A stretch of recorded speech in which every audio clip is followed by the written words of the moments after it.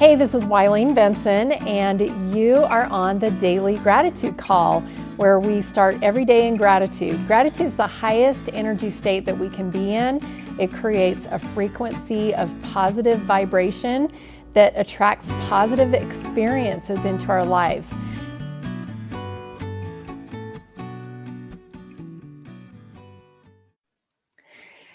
Hey everybody, this is Wileen Benson. This is our Daily Gratitude Call. Super excited for what we get to learn today and grateful to be here.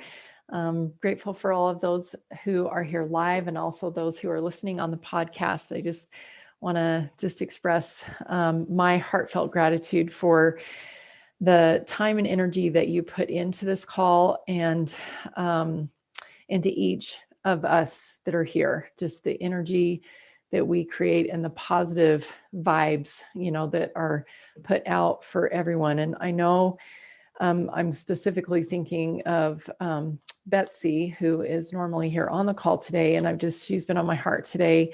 She's out of town with family. Her brother has COVID and has been in the hospital. I haven't heard back from her, so I don't know exactly what the prognosis is or kind of what his situation is now, but I just want to send out a lot of love and just a prayer for her right now. So she just felt that I wanted to share that. And anybody else that we know here from the gratitude community that is struggling with anything, we just want to give you a prayer and some love. So even if you're here on the call and you're feeling like you need that, just please accept that. Love you guys. Thank you for being here. For today, the words that came to me for us to focus on was concise learning. I felt like a lot of the shares that we had before we started the recording of gratitude was very concise. There was just like a lot of them were one-word answers: snow, recipes, love, home, tribe, hands, tears, feet, just scriptures, lots of one-word things that just felt very concise. It's like, really heartfelt, and just one word described it all. And also just really feeling grateful for mentors and life coaches, abundant resources and ways that we get to learn. And so just putting those two together, I'm excited to see where it takes us. So I've got my timer set for 90 seconds. We're going to do a private silent meditation on gratitude for concise learning, and we'll see what comes up. So gratitude for concise learning, 90-second private silent meditation, and just write down whatever comes to you. Begin.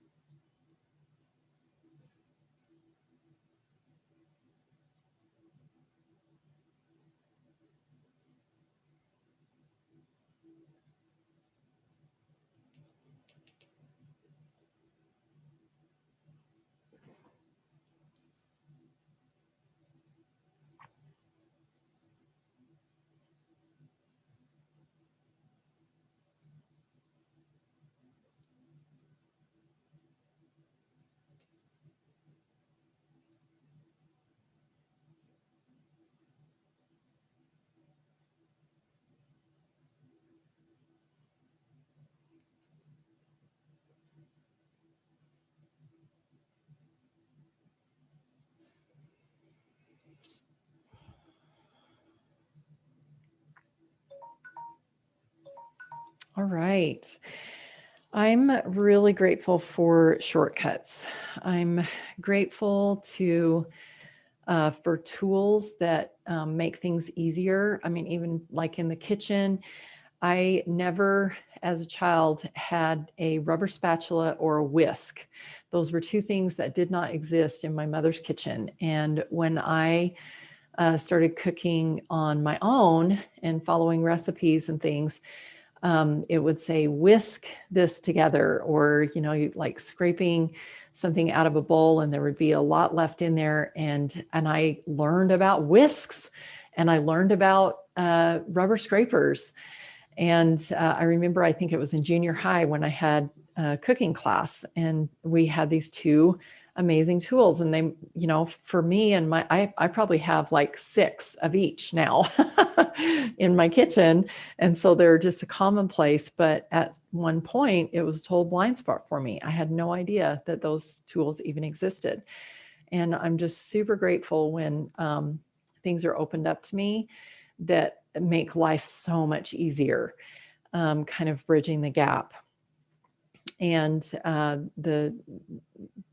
my thoughts went to like mentors and life coaches, that taught me a specific thing. At one time, I had 5 mentors all at the same time, and I hand selected them for what I thought they were really good at. And I said, and I went to them specifically and I says, I want you to teach me how to focus, because I see you as a very focused person. And I went to another person and asked them to teach me how to read the scriptures in a way that was more meaningful, because I saw that that was something that they did. And that wasn't necessarily like what they advertised as their life coaching skill, but that was what I got from them. And those were some specific things that I wanted to learn. So that concise learning from mentors, I think, is like getting a whisk or a rubber scraper in your kitchen. It's like, oh my gosh, I had no idea how much easier life could be. It's very cool. I have one last thing that I wasn't going to share this, but I feel like I want to. And that is that me as a mentor, because I hear lots of good things and I'm exposed to a lot of good things, but there's certain things that I grab onto and I'm like, those are mine. That's the thing that it really resonates with me and who I am and what I get to teach. And even though there's lots of good things, I have specific things that I teach. And so people get concise learning from me because because I listen on, internally, what is mine? What is mine to create? What is mine to teach? And so I feel like that concise learning is so powerful, not only as a student, but also as a teacher, to grab onto those specific things so that you can really teach your students in a concise way. Colleen, and then Phil. I was thinking how concise learning can still be misled. And the first time I met an Antichrist she was really resentful for the Lord destroying the people so that Israel could come and take a land, the land after their 40 years of wandering in the wilderness. And I think I've thought a lot about that. It's come up because that was clear back in high school. But I think of concise learning as being led by the Spirit, and you have to prayerfully seek to understand with all the intentions of giving the Lord the benefit of the doubt and knowing his heart is completely towards us and knowing and trusting in him. Mm-hmm. And that concise learning is condensed when you ask prayerfully to help understand and open the tools of my understanding and being able to share that concise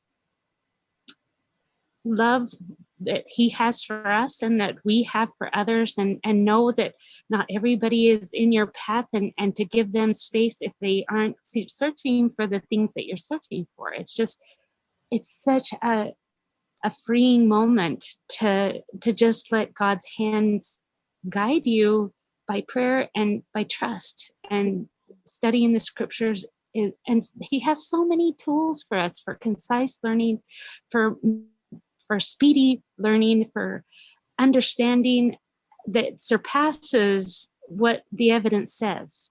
Beautiful, beautiful.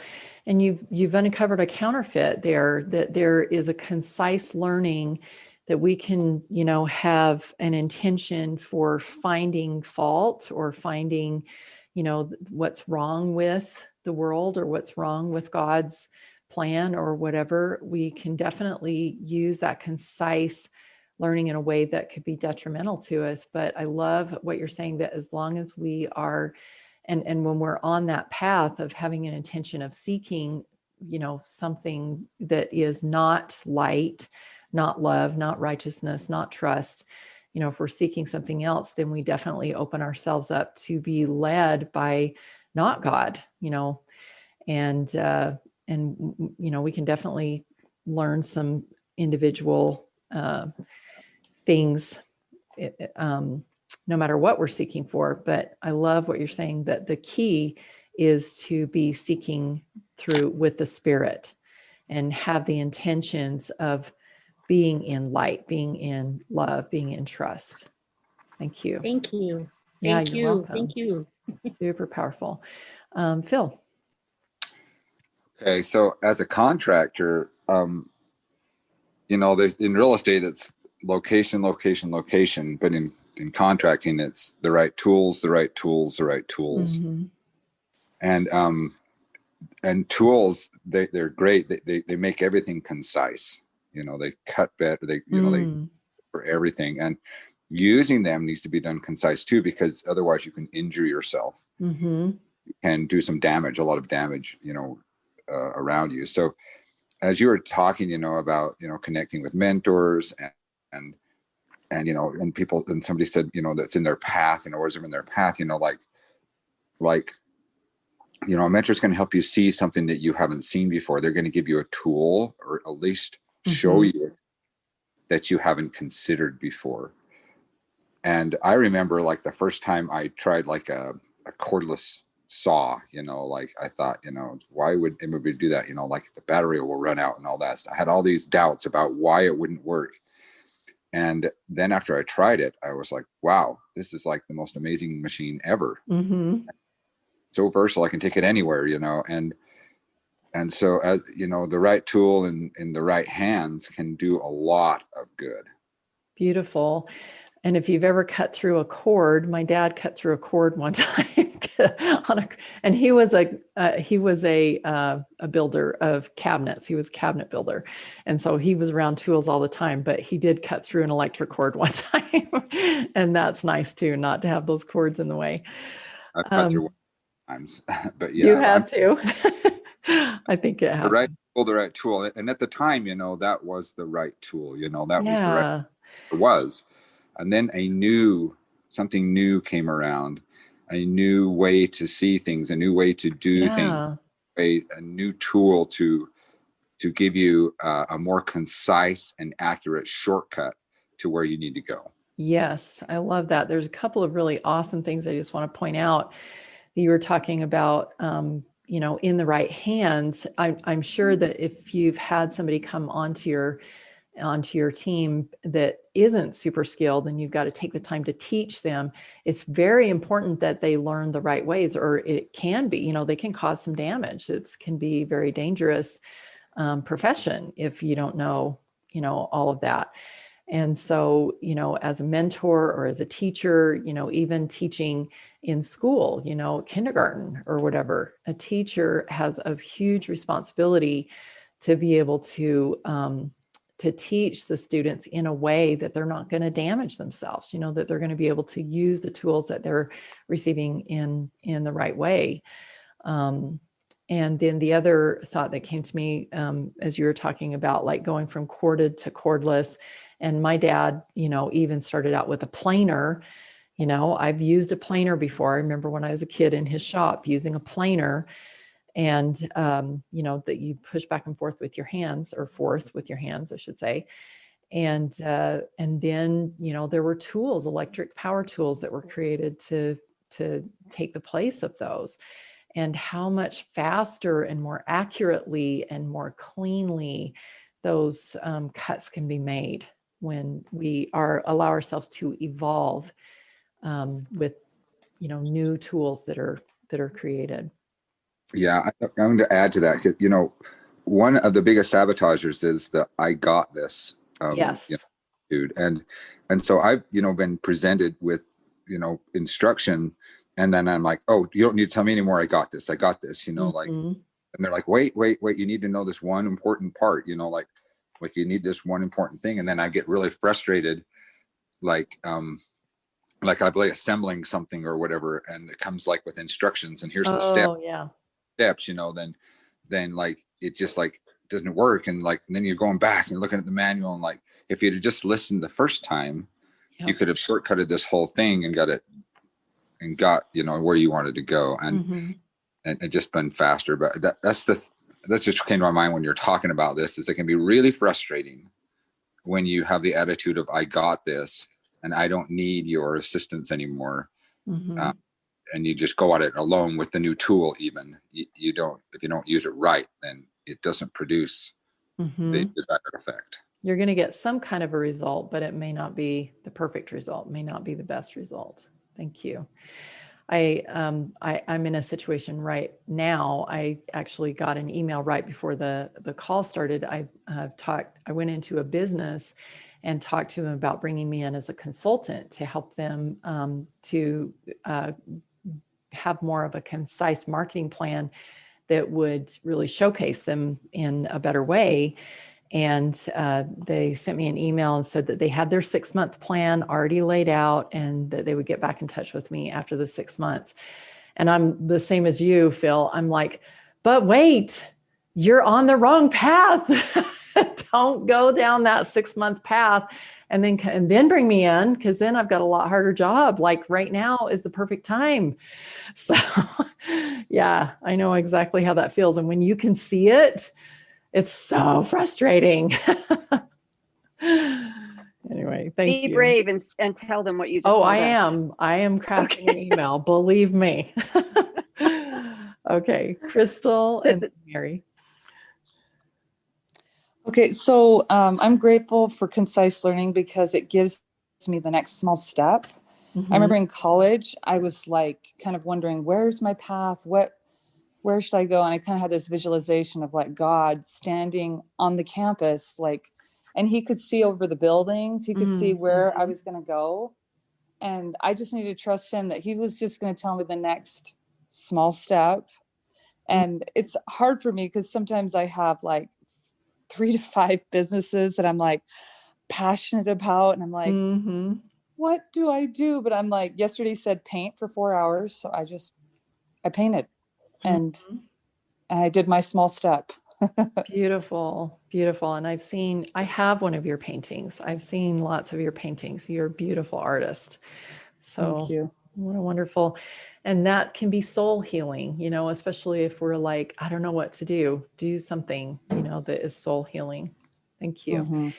I thought as you were talking about like this vision of God, showing you the next step, I thought about like showing up to a brand new school, and it's like the first day of school, and or where you're trying to find your classes, like maybe it's on registration day or whatever. But even if you know where your classes are, if this is a new school, and really it is just one step at a time, and sometimes you have to ask for directions.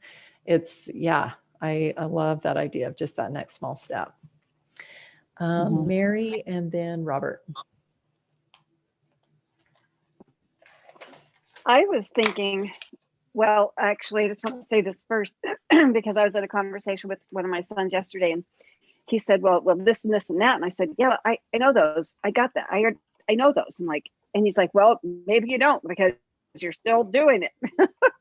I'm like, oh my gosh, that I got this is like totally, we do that. But the concise learning I thought of was how grateful I am that the more I've learned, excuse me, I got it from.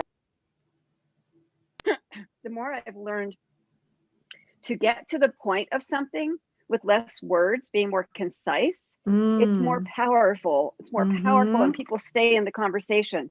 The more concise I can be, there's more engagement. maybe because of short attention spans, or, there's just lots to do in life. People are in a hurry. but it seems like the more I've learned to be concise in speaking, the less rambling I do, and you just, there's more substance. Yeah, I think there is. And it was Mark Twain, I believe, that says, if I had more time, I would have created a shorter speech. And that really does, when we don't really know what we're saying, we just kind of keep talking, hoping that it's going to come across. But to take the time to, to really get that concise message across. And I know Old English words, the most powerful words are the single syllables. So like the word love is so much more powerful than the word affection.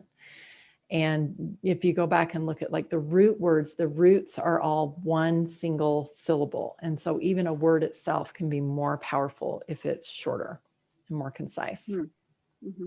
Thank you. That's great. Robert. Well, when you said concise learning, my mind went to precise learning. And I also thought on precise, it was kind of a silly, but it was like, well, there's only two things that are precise in life, death and taxes. But then I thought, well, almost like with what Mary was saying about precise words or literature. And I realized that in writing my preface to my book, or even in the story, but in this case, my preface, I could go on and on and on, or I've got to take the 33 chapters and the 115,000 words and create a very precise reason why I've written this book and what the purpose of a preface is. And so it's been a learning experience, but I also recognize that in writing that I found myself having to be precise or close to the I have to keep reminding myself this is a story and not a documentary. And so I've had to group certain things together and be fairly precise, at least time wise. And so precise learning or precise recalling for me was very important to make sure of its accuracy, because otherwise it sits in my head as if something's wrong with what I've written in the way I've written it.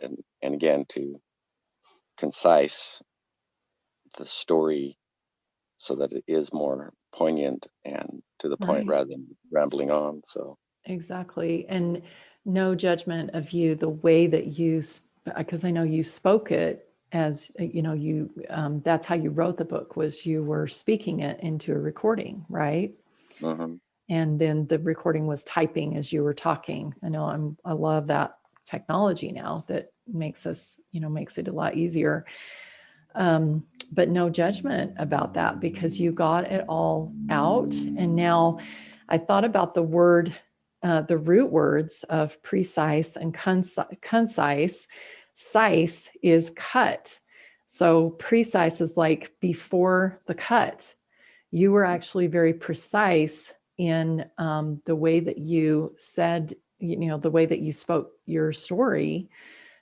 And now it's being edited. Now it's being cut. So the precision was actually in the speaking, getting it precisely out there. So now that you can organize it, that's all that we're doing now is organizing it.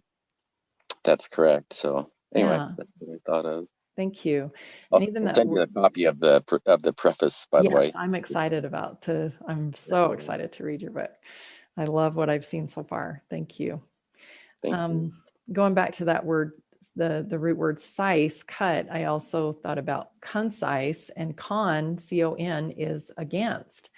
And so it's like concise would be cutting out anything that is against what you really want to learn.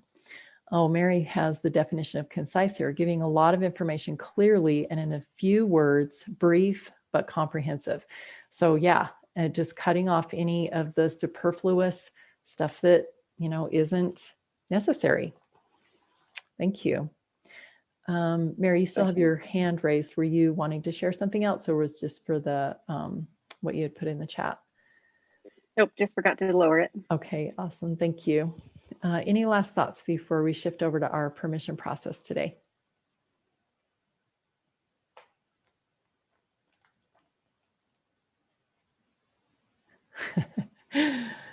Mary, we're fighting on lowering your hands. There we go. Okay. All right. Let's go ahead and shift over into our permission process. Go ahead and take a deep breath. And just allow yourself to be open to everything. I think that is one of the first steps of being concise, is being open. It's not saying, I got this. It's being open to evolving to a new way of being, a new way of learning. It's open to learning a new tool. It's open to hearing everything. And sometimes we, especially as humans and as, I don't know, if there's any stereotypes of certain people, I think I was going to say as Americans, we have a tendency to say, no, I'm good. I'm fine. I don't need that. No, thanks.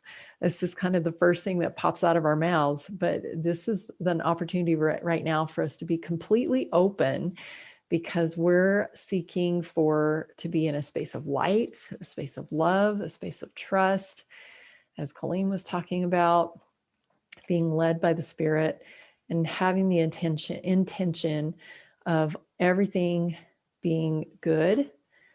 And Colleen mentioned, it has in the chat, humility. Yes, being in a place of humility, to be open to anything that comes to us, and to not just immediately discount or throw things out because it's new information or different, or we don't think we need it or whatever. Just being open. That's the first step to cutting off what we don't know or don't need, is being open to see everything. So allow yourself to just be open to receive.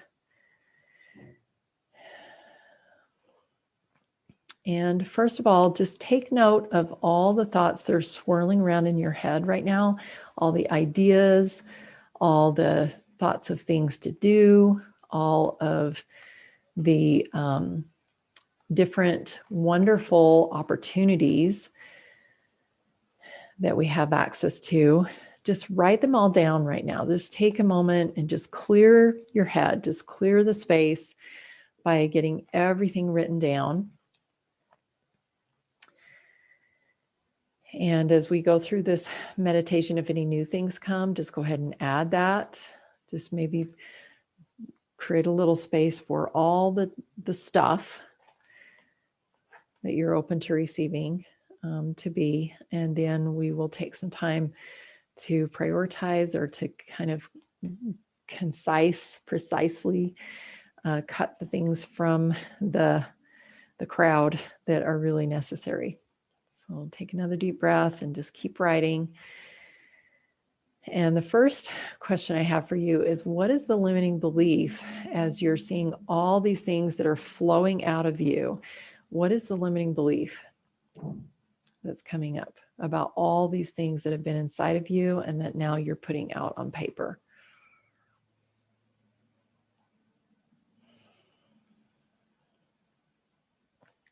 And as you're identifying that limiting belief, also examine what the cost of that limiting belief is.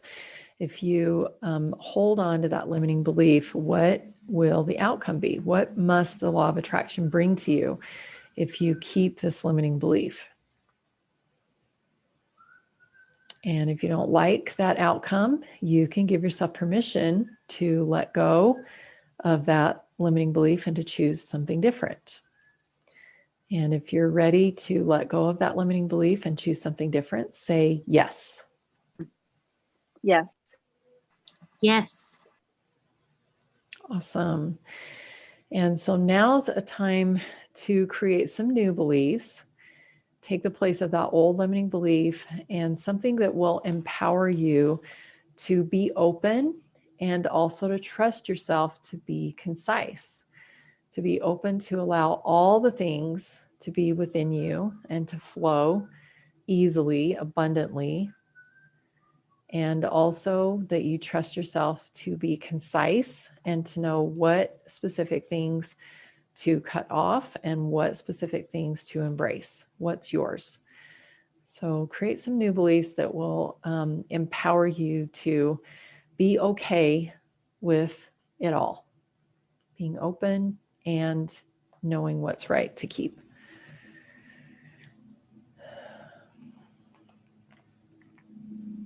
And as you're writing this new beliefs, 2 to 3 new beliefs, I invite you also to trust yourself and go into this next part of this meditation with the intention that the perfect inspired shortcut is going to come to you, the perfect next focus, the perfect next step. Just go with this intention that everything is going to be right and perfect. Right and perfect. And then I invite you to close your eyes. This is maybe a new experience for you right now, but with these new intentions, bringing those into your body, into your awareness, so that not just your mind can be part of this, but just your awareness can be part of this experiment. Use these new beliefs to allow your awareness to be intensified. That even with your eyes closed, you can see the perfect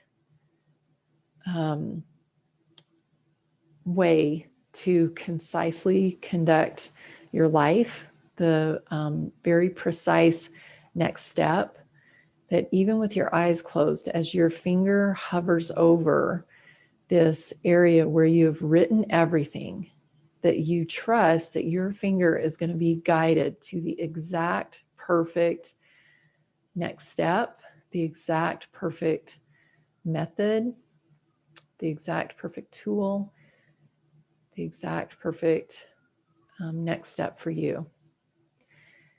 And so go ahead and wherever it feels like your finger is in the right space, go ahead and point, touching your paper, open your eyes and see what you're pointing to.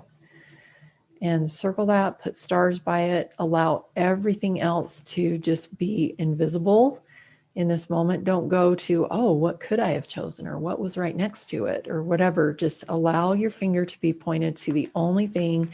Circle that. Everything else is completely irrelevant in this moment. And then write that down in another area of your paper, whatever it was that you're pointing to. And then ask this question: what is the one most important thing that I can do today to create concise learning or concise results? Whatever feels right, either learning or results. So what is the one most important thing? What's my inspired shortcut today to create concise learning or create concise results in this particular area? And then just take a deep breath. Listen maybe for any limiting beliefs that might be coming up about choosing that specific thing and what that inspired shortcut is. Just do your permission process real quickly. Create some new beliefs to support that this exercise today was perfect for you.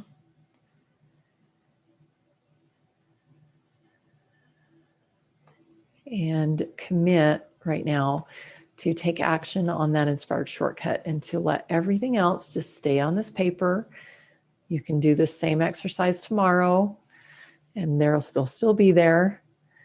If you feel so called to go back to this list, and possibly this one area is all you need and that the rest of it can just be forgotten. In a moment, I'm going to open it up for some shares. If there's anybody that is struggling at all with anything that we have discussed today, I invite you to reach out to me.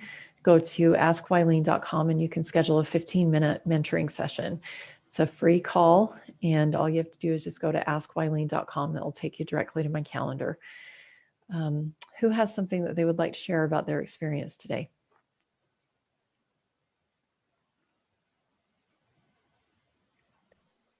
Mary. Well, I had been writing before. Well, I just wrote down on the paper what was in my mind anyway.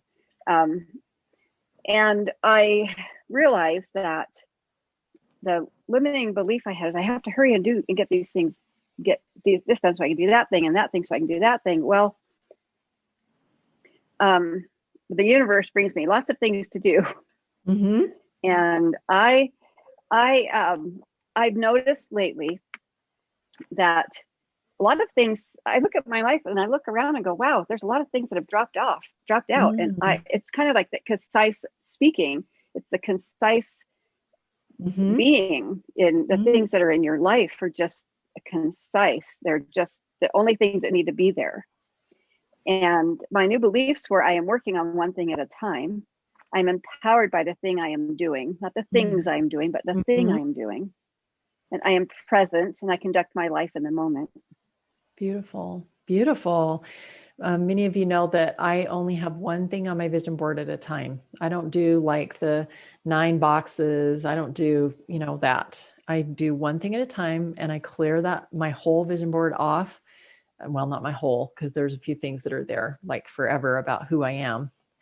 But that's even open to upgrading. But I clear that goal off once a week, and I ask, what's the most important thing I can be doing this week? So I feel like that has been a key to my fast progress, is not ever getting attached to anything and just allowing myself to, to clear things off, to cut things off, and to, add things back in as I'm inspired. Thank you. I love that idea of concise being. Crystal. So my thoughts were, I have many weaknesses and I'm not a very good listener. And I was thinking, that's what I should work on. And then I pointed to a word, and it was God. And that kind of, the idea was, it's like, God is going to help you. And I'm supposed to focus more on God is a God of boundaries. And I need to learn this. It's very uncomfortable for me, but I can trust him as a parent. Yeah.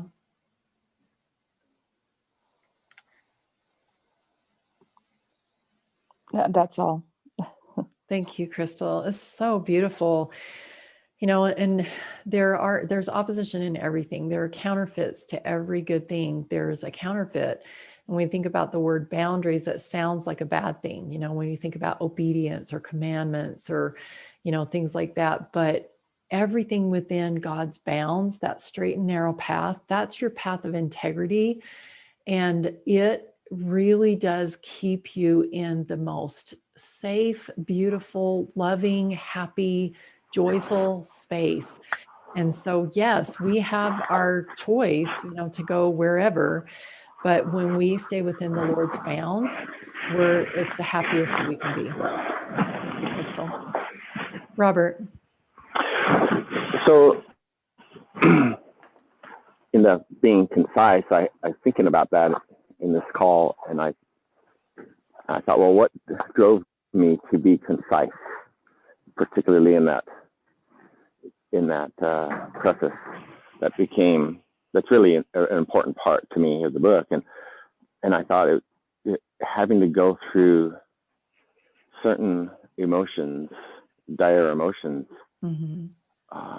helped become where you just cut the fluff and you get right to the point.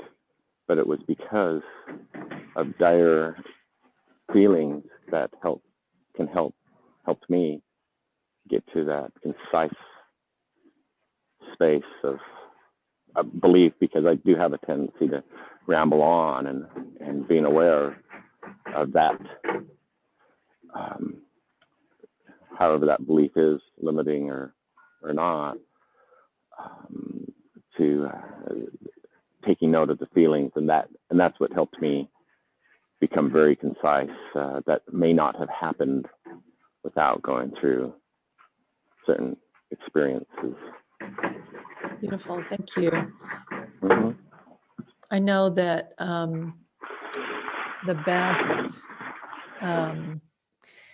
best writers or movies are the ones that can take you right to, you feel like you're there, and there's this just engagement that happens when someone can take you through words or through visual.